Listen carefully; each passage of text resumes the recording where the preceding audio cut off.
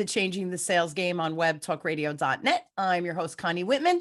As always, I'm thrilled that you're joining us today. Now, I hope every week as you tune in and listen to the show that you really, I don't know how you can, but I really hope you feel my passion about this word sales and that vibe that's out there of this icky, sleazy kind of perspective. It's wrong, right? So I really want you to start to think about sales coming from a place of love, care, and respect. So that's what the show is about. And I hope between my guests and I, the little ideas, tips, strategies, and things that we share on the show that you can take and implement into your life, your career, your business, whatever it might be. If you're loving the show, please subscribe so you don't miss an episode.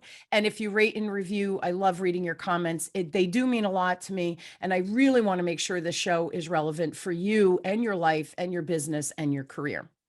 Now, my motivational quote today is by Jeff Bezos. And he says, if you're competitor focused, you have to wait until there's a competitor doing something. Being customer focused allows you to be pioneering. Now, I love speaking about sales, right? It's my jam, and communicating effectively with our prospects, clients, et cetera. But of course, there's another side to sales, which is the wholesale support piece. And often that support comes through whether it's back office personnel, call center folks, and other people that we need to make sure that we're doing what we're delivering what we said we're going to deliver. Now, I really believe that we need a team of people to be able to stay on top of all of the new technology. Again, that real live dynamic client engagement. And of course, making those deliverables, meeting our expectations of what we've promised. So how do we build that behind the scenes support? Well, of course, I'm glad you asked. And I have an amazing guest today. He's a hoot. He's cool. He's young. He's my kind of guy. His name is Richard Blank. Now, Richard's journey in the call center space is filled with a bunch of twists and turns. When he was 27 years old, he relocated to Costa Rica to train employees for one of the larger call centers in San Jose. Now, with a mix of motivational public speaking style, backed by tactful and appropriate rhetoric, Richard shares his knowledge and trained over 10,000 bilingual telemarketers. Now, Richard has the largest collection of restored American pinball machines, which you'll see in the background if you watch this on YouTube, and antique Rockola jukeboxes in Central America, making gamification a strong part of his corporate culture. Now, Richard is the Chief Executive Officer for Costa Rica's call center since 2008. He holds a bachelor degree in communications and Spanish from the University of Arizona and a certificate of language proficiency, I can't speak, from the University of Sevilla, Spain. So Richard, thank you so much for being on and sharing your zone of genius with us today. Hi, Connie, so happy to be here. And I love your show. Your audience is amazing. And I'm definitely going to assist in changing the sales game and just making it even better. Amen. And that's really what we're here for, right? Is to help people move the needle on whatever their journey is or wherever they are in their journey. So talk to me first, the idea of moving abroad and starting a company from scratch in Costa Rica. Like what, how did that even come to be? Well, growing up in Northeast Philadelphia, you know how it is during those winter times. You definitely are dreaming of sunny beaches. So that's number one. Yes. Number two, there's always these opinions that are provided for you and expectations in regards to going to law school or medical school. And I myself, my favorite class at Abington High School was Spanish. So I doubled down on it. Went to the University of Arizona, was a Spanish communication major, as you were mentioning. And so I just wanted to make myself marketable, knowing a second language could open doors. Little did I know at 27, I had a 1 in a million opportunity to move abroad. And I worked at my friend's center for 4 years. I learned the business from the inside and out, not C-level. So I got to sit in the cubicles with the Ticos. I got to break bread with them. You hear the good and the bad. And you also got to see areas in which you can enrich the experience for not only the clients, but for the agent, the proletariat. I knew that when it was time for me to start my own business, and I did it in my mid-30s, Connie, I will admit something to you. I needed to have some more maturity, impulse control, and some finances, but I did know this, and this is what I read most about you and what I really felt comfortable with is it's the foundation of the people. It's giving them their dignity. It's showing empathy towards them. I'm not going to hit the ball and drag Johnny. I want you to succeed. I'll bend you. I'm just not going to break you. And I want to see what comes best out of you. So those that work with me here, I always try to enhance their self-reliance and self-confidence. So then they can start expanding and be a lot more expressive over the phone. And you're over the phone, you're losing body language. So your energy, your approach, your tone of voice, all of those, that you have to be super engaged to be able for that to come through, that element of care, right? Of care and respect that the client should feel on the other end of the phone. So you're right. And the other thing too, I find so fascinating, Richard, we were talking about this before we started recording, the human component in business. I don't care what the business is, it doesn't matters. And yet we think we go in and we can demand and scream and yell, and this hard-nosed kind of leadership, it sucks and it doesn't work. So why is it even still around, right?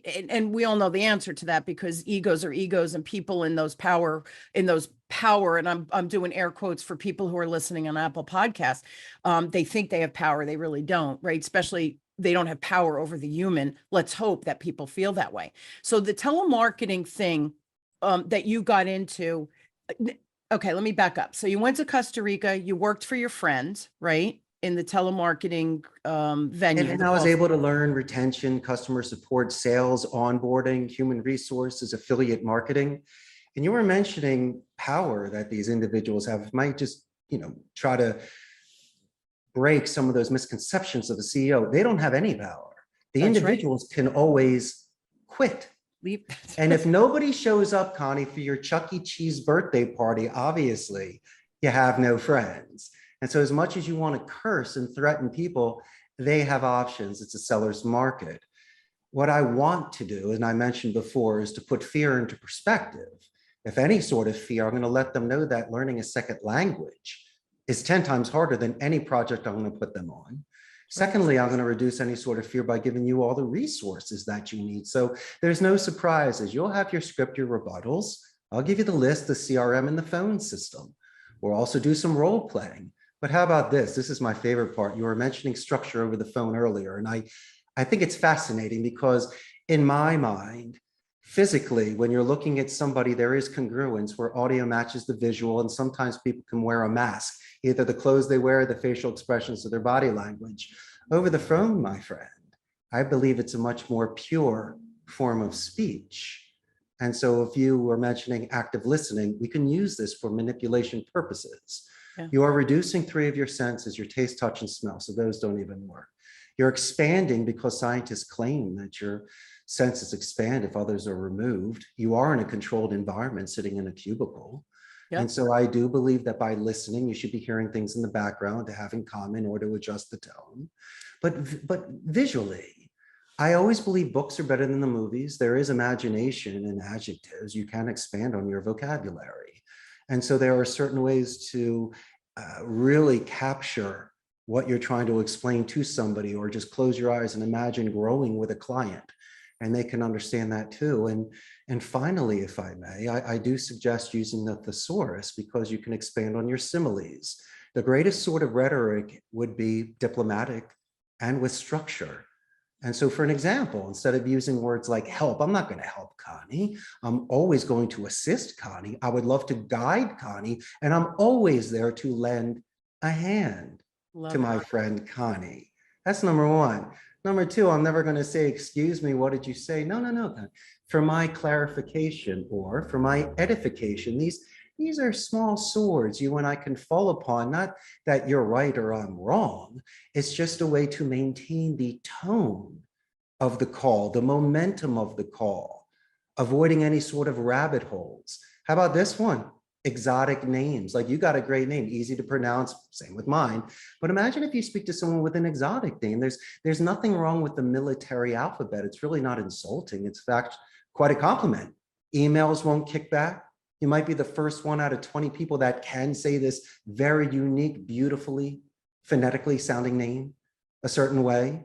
Yes. These are the sort of anchors that, instead of selling, what we can do is we can focus on those sort of soft skills that we have with these individuals. So then once you reduce any sort of ego defense and any sort of resistance, then you could almost stutter, repeat, or what you could almost mash up your performance and the guy will still buy because they love you. And so, as I'm saying, using names at a certain time for transitional sentences or for tie downs, focusing on trigger words like personal pronouns and where you could say your and are to capture attention because it's non-visual. And Connie, these are the sort of advanced telemarketing soft skills that we can do to give you balance, centered focus. So at least every call, you're exceptionally engaged and you almost make it more like a painting than a print because there's still, you could still be spontaneous. You can still think of things off the cuff. And I think that's what makes every single phone call unique. And here's the thing too, Richard, and when I teach, the sales stuff, it's got to be your solution for the client that's in front of you has to be customized because no two people's situation is exactly the same. And what you're describing by taking those soft skills, if you will, right, and really refining how you're approaching the client and using all of those, well, the senses, like you said, especially the tone of voice and the vocabulary, the word choices, right?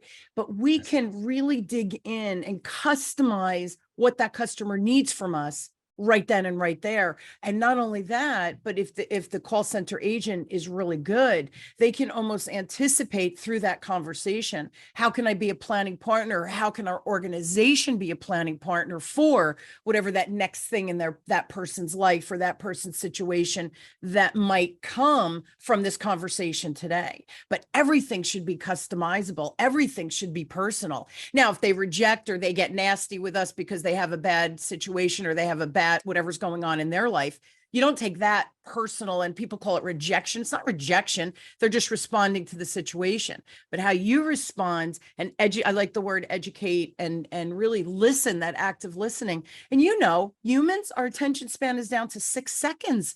That's horrible. We have to be engaged. We have to be present. And I think we forget to do that. And being on the phone, I think we have to be hypersensitive to that. Why don't we ask more open-ended questions? Let Amen. me learn more about you. Absolutely. And then we can keep raking things. So after you've explained things, why don't I repeat to you to show that I heard it so we don't have to do this again? Because a lot of times people repeat. And if you can do check-off lists, if you can recap, if you can take it from, horizontal to verticals and start stacking, knowing that B, C, and D, you'll get to it. But why rush? And there was a show back in the day called Get Smart, where it showed the secret agent walking down that hallway and doors were closing behind them. The greatest thing, Connie, we could do is to close every door. Don't leave one open because after 15 minutes, you're not going to get the sale because you forgot one. And so there's no rush. I also believe in pacing. You were mentioning tone of voice. My suggestion would have a confident and empathetic tone. Love it. That would be the consistent variable. I know that you were mentioning, or people talk about mirror imaging techniques, and we can do that through body language. Yes. But phonetically, my opinion would not to match their tone unless they match confidence and empathy, but you should match their rate of speech and their speaking levels. With the cell phone or grandma, fast talker, slow talkers, fine, so be it. But if there's any sort of crosstalk or interruption, that is either a positive or a negative reinforcement for you to know that, Connie, I'm stepping on your toes because you're still leading this dance. We're still dancing. And so it's just an excellent gauge for you to adjust yourself. So when these people are pacing themselves, that's when you'll know to interject, to do the tie down question, the follow-up, the clarification, the open-ended. And you were mentioning attention spans. I mean, that's why you got the best podcast, Connie. You were on top of everything. I always believe it's more 30 seconds to 2 minutes. Almost like, let's think of it like this: drinking, biting, breathing, and thinking. Let's all do bites and sips and breaths. I think information can be digested the same way. And so we call it desert pitching, where if somebody just talks for 5 minutes, there's no oasis, there's no rest, there's no water. What are you afraid they're going to hang up? They'll hang up anyway. You might as well divide and conquer and do smaller piles. Like Bruce Lee when he walked into the dojo and he beat up everybody. He did a couple double shots, but usually it's one at a time. And so if I can slice your 10-minute conversation into 10 1-minute segments that can get expanded through pauses and back and forths, it's a very good chance I can beat that and carry that. And you need to be in the now, because that's where the balance is. The future, you're going to stumble. In the past, you'll be recapping.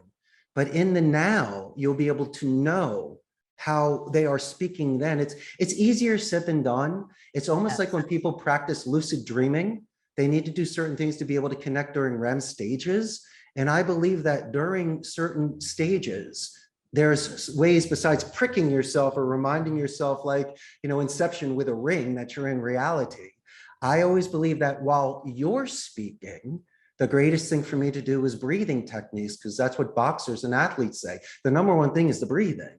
And so while Connie's talking, I'll bring it in for 4, hold for 4, out for 4, and hold for 4. I'm still listening, planning my stuff, but it's reducing and giving me recharge. And it's amazing what that sort of breathing will do to somebody to give you your more composure. And I've seen that. And I didn't mean to interrupt you. And it's funny, but I loved how you said, and I'm going to pull a big nugget out of this, everyone. So when you said, you're having this 10-minute conversation, which usually they're probably at a call center, 10 minutes, 5 to 10 minutes, you're in, you're out, right? Because you do have calls in the queue.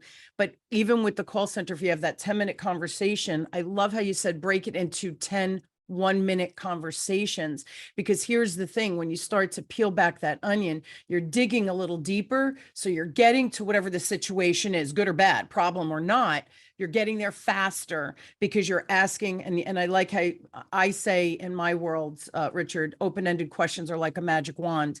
If we can ask those open-ended questions, you get that person speaking.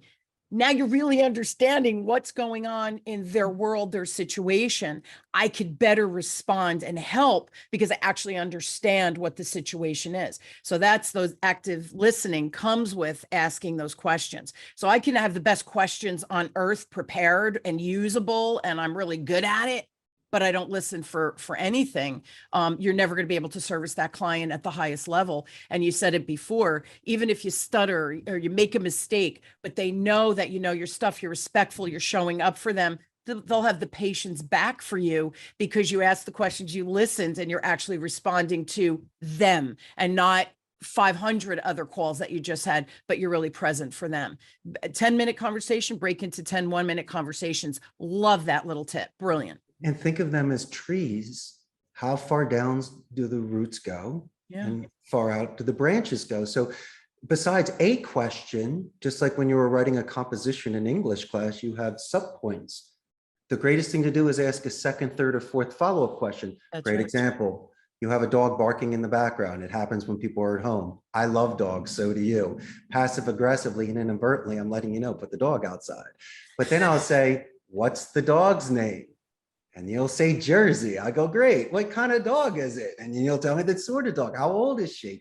And then even though it's not selling, it really is, Connie, because for 3 minutes, we're talking about your amazing dog. I was polite about you putting it outside. You come back. And then once again, we're that much closer. Now we're doing foul shot percentages compared to 3-point percentages because you and I spoke about your dog. And you want to hear even the best part, Connie? I believe in positive escalations. At call centers, when people ask to speak to our supervisor, it's usually negative. But if it's positive and they get a compliment, there's prizes and money that go with it. But also on the flip side, if I call a company and somebody assists me prior to transferring the call to you, I'm going to let them know they were amazing. Connie, I'll let you know how amazing they are verbally, and I'll do it in writing. And I've seen that has separated me from dozens, because when I call your company back, and your assistant answers, not only do they remember me, I can tell you from the years I've been making these calls, most people say, Richard, you're the first person in 6 years that have said that about me. By Isn't the that way, sad? Connie's extension is this. Her birthday's on Thursday. She loves the color blue. And they start telling me 1,000 things about your company. So when I get you on the phone again, it's happy birthday, Connie. You're getting a blue cake. And by the way, your assistant's the greatest ever. And then you're going to say, well, that's my daughter, or she's been with me forever and she's my confidant. And so it's a happy Richard circle where everyone likes everybody. And if I get transferred around your company, even better, I'll speak to Billy in the mailroom and I'll talk to Tony in IT. And then you'll be like, how'd you get in touch with these guys? And so the next thing you know, I'm making nice before any contracts are signed. And that really shows the good faith that somebody has. So I'm just not a one and a done, Connie. I expect to get a hero's welcome when I come visit you, because all these people I've spoken to prior to even working with you. And so I think that's what makes these calls much easier, because you can be your real self. You don't need to press something or get out of character where you're uncomfortable. You can still go home and tell your mother what you do for a living. Yeah. And I have to tell you, everything you just said for me is all about respect. It's Mhm. respecting the other person's, whatever the situation is, wherever they are in their day, whatever the problem or whatever, right? But it's respecting them from the human component. And I think that we have lost that element of respect, Richard. I don't know. The way I sometimes see people and organizations talk with each other, or talk at each other, maybe is more appropriate phraseology, but it's like I scratch my head thinking, wow, like I wouldn't have handled it that way. I'm not perfect, right? But there was a little bit of condescension, or there was a little bit of disrespect in the tone. And yeah, you're having a bad day, but that doesn't mean the employee has to hear the end of it, or that you should defer that negative energy or whatever is going on to the client. And in the call center, it's even more, I think, important that we have that tonality and all of those things of empathy. I like how you use that, because we can sound empathetic in our conversational tone. But I think it really, the word for me, that as you're speaking, it's all about respect. And I think sometimes we just forget. I don't know. Well, I've had to make mention to clients that their overzealous supervisors in New York, their tone, their profanity, how they like to write in maybe bold cap or something, it might not be received well here and could be Sure. even misinterpreted. Don't write in red, don't curse. Yeah, but that's how we do it at home court, but you're not home court. You're talking about respecting other cultures. That's number one. And then also, I believe that self-improvement is from self-analysis. In my center, we have the luxury of the infrastructure of a quality control department. So the agents can not only listen to their calls, but we can professionally grade them through KPIs. Even if you don't work at a call center, any sort of vertical or industry, you can still record your phone call That's right. and listen to how you spoke. And you yourself will know if you were going too fast, or you overextended, or you didn't speak enough, or you keep mentioning tone, if your tone was inappropriate, where you might need to. And how about this one? Here's the best. It's not even business related. If you are given the luxury of time, especially in sensitive information, like with family or good friends, Yes. sometimes don't give an immediate answer. I believe in sleeping on it, writing a draft, not sending it, because the next day when I cut the fat and focus on what's most important, I've come back to people, apologize for my tone, realize what's happening, usually back and forth, not apologies of thank God we're speaking again and let's talk about this. And so you might save a marriage, Thanksgiving dinner, or even a client when you're huffy puffy at a moment, or something is, you judge character during chaos. Yes, I can handle things in the moment. But if there is not that sense of urgency and I'm allowed to once again reconvene tomorrow, there's a very good chance with better level heads, Yes. we'll be able to come together and move forward. Right now is more of a timeout. And I think that's a part of maturity as well. Maybe these meetings that you were witnessing of people with that sort of aggressive tone, cursing, or just not being very polite or courteous with people, that could have been avoided. And then you got to walk that back. Or maybe you saw somebody, as you say, in their worst day ever, and then you ask them something work related and they snap back at you. And so, I don't, everyone does deserve a second chance. Agree. And without prying, you and I can sit down and judge somebody on the 99 times they were great, not just the one times they spilled the paint in the garage. It's okay. I love you for that, to be honest with you, because Connie, it shows that you're not perfect. Yeah. And the fact that something happened and we were able to work through it means that our relationship is going to we're much more seaworthy. We're going to last much longer than a very fragile situation where one minor thing could break and bring it all down. And so some of my best relationships are made during those tough phone calls where we have to make it through together. Yeah. And you just said something really important too. I know when I teach coaching, my managers coaching to coach the employees after they come through my training. And the one thing I say to them is you have to do observation. If you don't do observation, you don't really know where the employee, their biggest struggle is, or where they're lacking confidence that you could go in and help them build whatever the skill is, right? Because usually skill and confidence are tethered together oftentimes, but it's through observation. And I say to them, that doesn't mean you observe the employee once and say, okay, I could coach him now. That's not real, because what if allergy season started? What if their allergies were killing them and they were so foggy in the head because they started taking their Zyrtec and that was the day you observed them? It's a false, your coaching is going to be off because you only did the one observation. So we really do have to, and I like how you said before, through that conversation, sometimes kind of sit back and then circle back at a later date if you can, if the time allows, because then you can have better observations and or your own discernment about what really went on during whatever the situation conversation was, and how can I best support the client or the employee or whoever it is. And the other thing I wanted to mention too is the call center, that you have the availability for the employee to actually hear and point out to them. You see your tone of voice here, how it shifted. I felt your frustration there. Did you feel your frustration? Well, your client felt the frustration. Did you see how they responded? Those tangible, telling someone what they're doing and showing them, like your example with having them actually listen. Powerful stuff. And that's when I think we can really help people see, oh, but I didn't mean it that way. Yes, I was frustrated. Now they have a tangible example to change their behavior to whatever the proper or the better way of handling it is, right? That's what you're describing. It's brilliant. It's brilliant. Excellent. What about hedging? Hedging. Okay, or just wonderful, wonderful, wonderful when you're giving the answers. Maybe it's not wonderful. Maybe you got fired. Stop saying it's wonderful, or 123 Main Street's not nice. And so That's right. a lot of the times, if you're in an industry where you have to repeat back specific information, like an intake coordinator, a lot of the times, those are the times when you use a neutral, monotone, robotic tone, repeat it, confirm it, and thank it. Don't put emotion to it, unless the guy's like, I've been married for 50 years. That's great. Congratulations, but, just be very careful about locations and times. Just be neutral when you speak back to people, because people can get lazy and start doing hedging. And that can start doing some rabbit holes as well. And, I do believe in recapping. You could always say to somebody, I'm sure you like at least one. You don't have to beg for each one, but after you mention 6 or 7 things, pausing in between for positive or negative reinforcement by their sounds, writing, typing, questioning, breathing. There's 1,000 tell signs. That's right.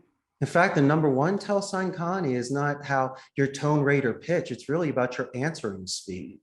I always believe that's something that's subconscious, that can't be manipulated or controlled as much as a tone, rate, or a pitch, cursing, or vocabulary, semantics. And so when somebody gets thrown off, like when the police usually ask you the 3rd or 4th tough question, usually the timing is off. And so that's when you were mentioning about the observation. That's the real observation. You're doing it non-visual and you're doing it without sound. It's almost like floating free, but you don't have any noise. How do I know? You do know, because you're very engaged in the conversation, that silence actually speaks volumes more than what they're saying. And that's when you'll know to give or to take, on whose turn it is. And, once you see it, Connie, you can't unsee it. And the skills I'm talking about does make sense, and it's common sense, but you were mentioning before, people don't make it practice. It's not how they were raised. My sort of vision is more lucid, because I've been making these calls for 2 decades. So besides the monotony, and there is some boredom, I was able to crack certain phonetic codes that I believed, after tens of thousands of analysis, show that these sort of placements in a conversation can assist you in prolonging conversations, or at least we're Northeast giving you 15 rounds and getting a decision, not a knockout. That's right. And that's the greatest thing. I'm not making 100 calls a day, Connie. I might be making 85 because my talk time is longer. I'm taking more notes. And so don't ever judge somebody on such rigid metrics, because then you're taking away any sort of artistic ability to spend a couple more minutes to speak to Connie about how amazing New Jersey is and things like that. But it's true. And see that it's so, for me, right, as a consultant, and especially like when I come in and do the training and then we do the coaching, because the real learning happens after the training, not during the training. So that's why the observation and all of those things are super important. But just exactly what you just said, we're rushing through the conversation. And I say to them, but why are you doing that? Well, because I have other clients. You're not, first of all, you're not that busy. Maybe in a call center you are, because you have that queue up. But if you spend an extra, we're talking 1 or 2 minutes with a client, that might translate to 2 or 3 additional products or services within your organization that you might be able to uncover and sell. And, or like I said before, become that planning partner to help them say, "Ooh, this is changing, or this is coming into my business, my life. I am going to need that additional product or service. I just don't need it right now." But now you keep them in that loop, if you will, that there's an opportunity for them and you to work together again at X point down the road. We have to build that. So instead of rushing through these conversations, just I like that 10-minute conversation. It's 10 1-minute conversations. When you just change that little bit of a perspective, I think it slows you down so that you can see those additional opportunities that are right there. We're just going so fast that we're passing them by, right? Absolutely. How about this, my friend? By taking your time, you're able to retain a client. Okay. You were mentioning 100%. upselling a client. That's right. Spending a couple more minutes, you might get a referral from a client. But Absolutely. let's think of this as 2 mature professionals now. Worst case scenario. All right. You also are able to get an exit interview from somebody. Yeah, but I didn't get the sale. Well, maybe if this individual told me something on what the competition had done to earn their business, That's or right. what Connie and I could have done in order to keep this client, that's what's going to make us more money in the future. And so that is how every single phone call should be taken into consideration like that. Connie, I can't agree with you more. And no more flinching, no more hesitations. You need to be bold and brave when making these calls. If you're doing something illegal or gray area, don't do it. No one is forcing your hand. But Right. if you believe in what you're doing, do it with good faith, do it with good intentions, shoulders back, chest out, chin up, but use these sort of social skills. Yes. Where you can work a room, make friends, people will talk about you. And my main goal, Connie, is that someone remembers your name, not in the introduction, not in the conclusion, but if they say my name in the body of a phone call, Yes. that means I nailed it. I That's have right. connected with you. Connie, we're more than good to go. Like if my phone rings and you say, "Hey, it's Connie," I know who it is. Right. You know, and that's the sort of relationship, that's the goal that you and I are always striving for in every call. Business is personal. And if we keep thinking it's not personal, I don't know about you, but I deal with other humans, Richard. I do not deal with aliens. So it has to be personal. It has to be respectful. It has to be consistent. My follow-up, I'll make you laugh. So my follow-up is the last step in my particular sales process that I've used for 40 years, right? It's called CPR. And I tease because I say, you have to keep the client alive, right? So the CPR, but it's consistent, persistent, and for me, the big word, respectful follow-up, so that we're not overstepping. It's the same thing you're saying on the phone. that I'm approaching that person by the act of listening and the tonality and my word choices and my articulation and all of those things, and the pacing, the momentum to match where they're coming from. All of these things, it's a little dance. It's all learnable, that every one of us can do it, but you have to want to do it. It has to matter to you. So we're out of time, but anything else before before I close the show, Richard? Just curious, do you have anything else you'd like to add? Yeah, I just want to let your audience know how happy I am to have been here today to share ideas and to not let the gray believers and naysayers hold you back. If you have a dream, then I think you should drink life and you should go for it. But be very careful of what you wish for, because one day you might get it. And so for me, this was a 1 in a million shot that never should have happened. And so you see my smile, I'm grinning ear to ear with my jukeboxes, pinball machines, and married the girl of my dreams. And so I lived a very fortunate life. I left a castle, slayed a dragon, and saved a princess. So fortunately for me, Connie, I became a prince. I love it. Here's the thing, though. I believe that things don't happen by accident. I think we create those happy accidents, if you will, in our life and I love it. Drink life, right? Experience things. Don't be afraid to challenge your comfort zone. All of that stuff. Don't hide in the shadows and be afraid. Live large, right? Show up, man. And if you mess up, that's okay. You're in really good company, because guess what? Everybody messes up. Right? Nobody has perfection in their life. So I love how you said that, but I believe you've created that luck in your own life. So it shouldn't be 1 in a million. You created that 1 in a million opportunity. So God bless you for that. I think that's amazing. Richard, truly a pleasure chatting with you. And it's funny, I've never had anyone come on to talk about call center, but the call center oftentimes is the lifeline or the bloodline for most organizations, especially when things are going wrong, deliverables, whatever it might be. You know, now we're having shipping issues. I don't know if that's the same in Costa Rica, but in Jersey, the whole shipping and transport of goods, everything is delayed. So people need, my son works for a medical company and he's in the customer success.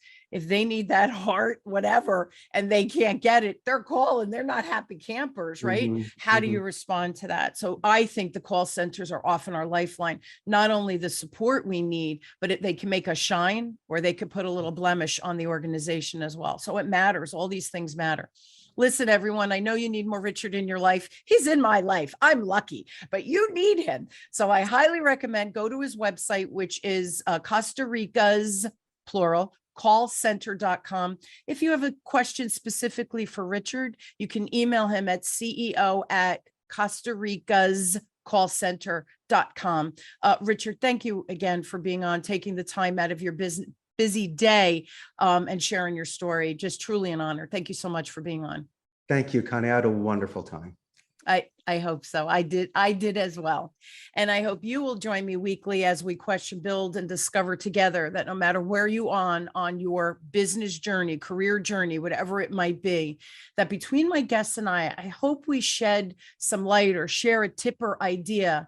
You know how I feel. Information is a beautiful thing. If you do nothing with it, it's simply information.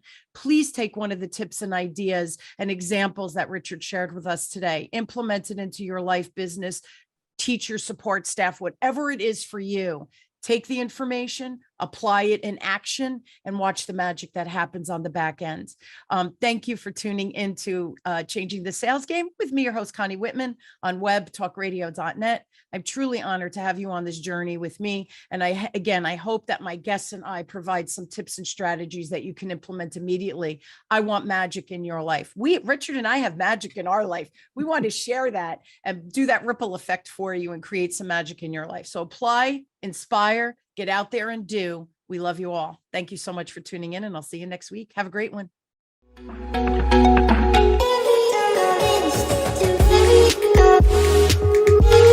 Up.